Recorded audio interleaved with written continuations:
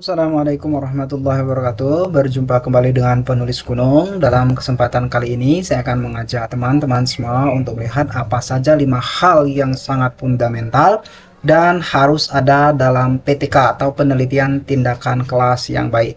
Nah, jika saat ini Anda sedang menulis PTK atau berencana menulis PTK baik dalam tujuan untuk kenaikan pangkat ataupun dalam perkuliahan sebagai tugas. Nah, saya akan mengajak Anda dalam kesempatan kali ini untuk melihat 5 hal paling fundamental dalam penulisan PTK. Nah, apa saja hal itu? Mari kita lihat dalam video kita selengkapnya berikut ini. 5 hal yang paling penting atau paling fundamental komponen dalam penulisan PTK adalah yang pertama konteks nyata, yang kedua landasan teori relevan, kemudian siklus tindakan terstruktur, kemudian data yang jujur, dan bahasa konsisten serta ilmiah. Nah, sebelum kita melihat satu persatu dari semua komponen ini dan bagaimana menuliskannya, teman-teman semua, lantas bagaimana jika seandainya Anda ingin menulis PTK tetapi Anda memiliki waktu yang sulit dan lain sebagainya? Nanti kita juga akan menjawab bagian ini, tetapi kita akan lihat satu persatu dari konteks ini nanti untuk kemudian kita pelajari secara bersama-sama. Mari kita mulai dari yang pertama. Nah, teman-teman semua, di bagian akhir video ini nanti saya akan memberikan sebuah jawaban. Jika seumpama Anda sudah mengerti, sudah memahami prosesnya, komponen yang harus ada dalam sebuah penelitian tindakan kelas yang baik, tetapi Anda tidak dapat menuliskannya mungkin karena terkendala waktu, karena terkendala kesibukan yang lain. Nah, jawabannya nanti yang akan memberikan Anda sebuah pilihan yang menarik dan paling bijak akan saya sertakan dalam slide terakhir dalam video kita ini nanti. Untuk saat ini, mari kita lihat dulu apa saja komponen yang sudah dijelaskan tadi dan bagaimana penjabarannya secara lebih detail. Yang pertama, teman-teman semua, ketika kita menulis PTK atau penelitian tindakan kelas itu, fundamental yang pertama adalah konteksnya harus nyata. Jadi PTK yang baik berangkat dari masalah yang benar-benar Anda alami di dalam kelas, bukannya permasalahan generik yang bisa dipasang di kelas manapun. Nah, artinya teman-teman semua, ketika Anda adalah guru bahasa Indonesia di kelas 10 misalnya, kemudian Anda menemukan bahwa kelas itu kesulitan dalam menulis biografi. Nah, konteks yang nyata dalam penelitian tindakan kelas yang harusnya Anda angkat adalah bagaimana kemudian meningkatkan kemampuan menulis biografi di kelas 10 yang Anda bimbing tersebut.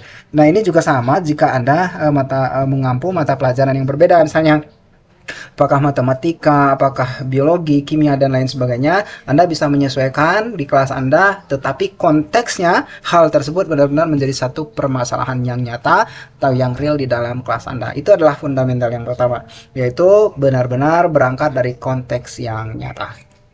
Sekarang kita lihat yang kedua, teman-teman semua.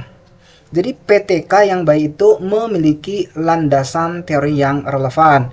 Di sini teori dalam penulisan PTK itu bukan sekedar dekorasi supaya terlihat ilmiah dan lain sebagainya, tetapi ini menunjukkan mengapa tindakan yang kita lakukan dalam proses tadi, dalam konteks permasalahan yang ditemui tadi itu masuk akal tindakannya. Nah, tindakan yang masuk akal ini yang membutuhkan landasan teori. Jadi ketika kita mengambil tindakan A, B, C, dan D, itu ada teorinya itu. Sehingga itu benar-benar masuk akal, benar-benar make sense, dan benar-benar bisa dipertanggungjawabkan secara ilmiah.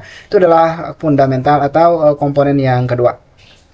Sekarang kita lihat komponen yang ketiga, teman-teman semua.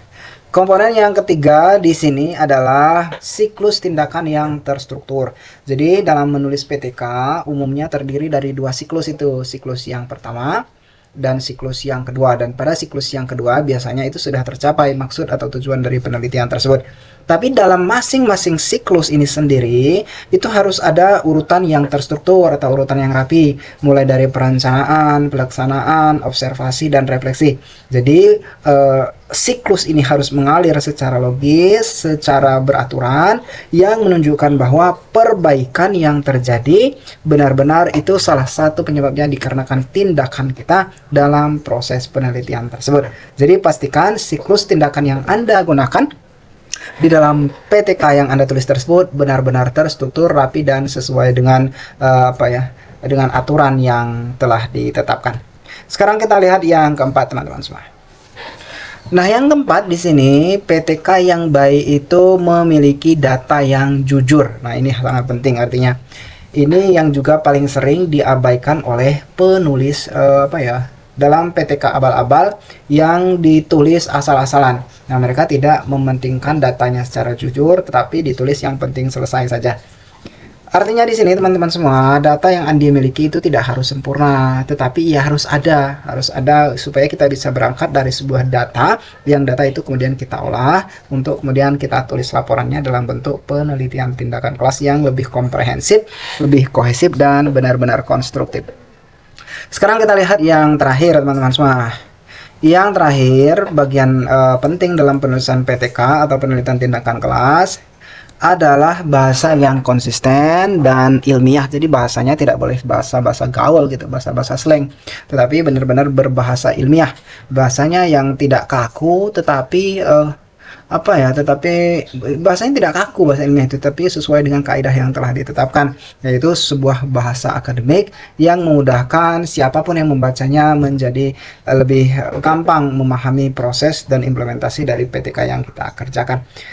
Nah, itu teman-teman semua, 5 hal yang harus ada, yang biasanya menjadi komponen paling penting dalam sebuah anatomi PTK yang baik atau penelitian tindakan kelas yang baik. Sekarang kita kembali ke pertanyaan sebelumnya. Bagaimana jika Anda yang ingin menulis PTK ini sudah memahami semua konsep ini, tetapi Anda terkendala waktunya, Anda terkendala berbagai macam hal, sehingga menulis PTK ini secara langsung atau dengan diri Anda sendiri menjadi sebuah tantangan yang serius bagi Anda. Bagaimana mengatasinya? Kita akan lihat apa yang bisa penulis gunung berikan untuk permasalahan ini.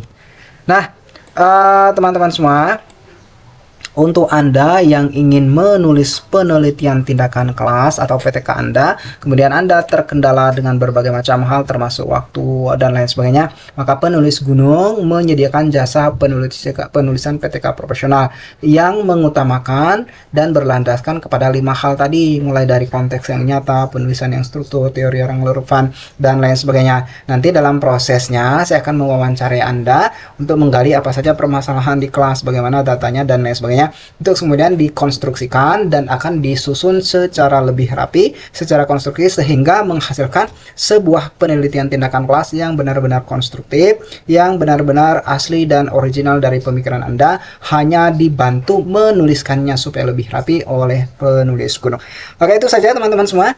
Jika Anda membutuhkan jasa penulisan PTK Anda atau penulisan penelitian tindakan penelitian tindakan kelas Anda secara profesional, Anda bisa menghubungi penulis gunung baik melalui nomor WA di dalam video ini ataupun melalui jalur-jalur lain seperti melalui media sosial di TikTok ataupun di blog ataupun di YouTube dan lain sebagainya. Oke, itu saja teman-teman semua. Terima kasih banyak atas segala perhatian. Selamat mencoba, selamat menulis PTK, dan selamat menulis.